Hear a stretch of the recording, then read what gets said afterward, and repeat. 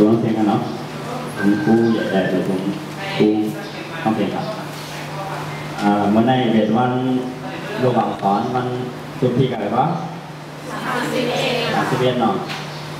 ก็ในครูเขาอ่ะน้าสอนนั่นเป็นภาษาต้องอ่ะครูภาษาอังกฤษเป็นภาษาครูกวนเนาะนั่นครูเอิ้นเลยครับเนาะเดี๋ยวก็ครูภาษาไทยกันรู้อย่างนี้เนาะเดี๋ยวกับครูเอ็มดีใต้น่ะสองนี่น่ะมีลูกเอ็นลูกเอ็นน่ะมีแค่ดีใต้นี่ฮะสองผู้จับคู่เนี่ยผู้สอนดีใต้ค่ะตั้งหรอกตะคู่คำนางสิบินต้าเนี่ยนะแล้วก็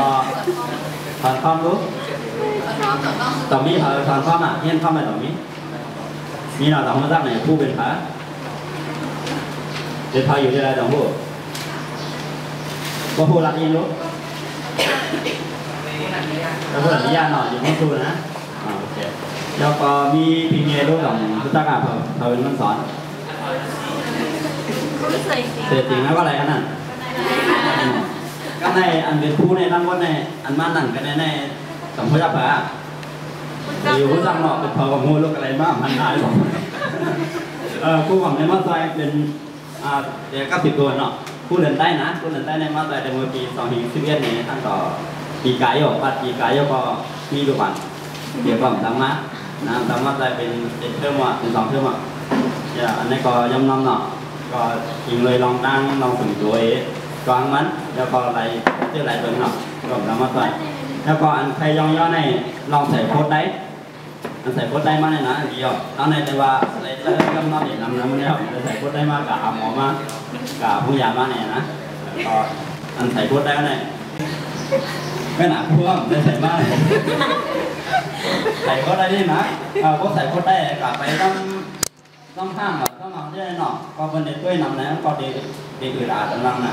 นั่นเด็กอยู่หยาบอินหน่อก่อนนี่ก็ข้างมันนะก็ข้างว่าใส่กันในนี่ก็ใส่โคตรได้นะแล้วก็ลองเวียนเนี่ยพอข้างมาเขาตีวัดกับดีกว่าอย่างนี้นะก็มีไปไม่น้ำไหนกับการได้เด็กก็อยู่หลายๆห่อกลางก็ดีที่การนั่นเลยหลังคนน้องก็หยองอ่ะนั่นแหละวันนั้นเนี่ยหนังคือเต็มมีชื่อตั้งรายการหนังคือเต็มเรื่องที่ยืนพิทุ่งใต้นั่นไหนกับเขาดีไรก็มีชื่อตั้งไหนให้เขารายการให้เขาใส่โคตรได้ความใต้ก็เหมือนกันความใต้ความใต้ก็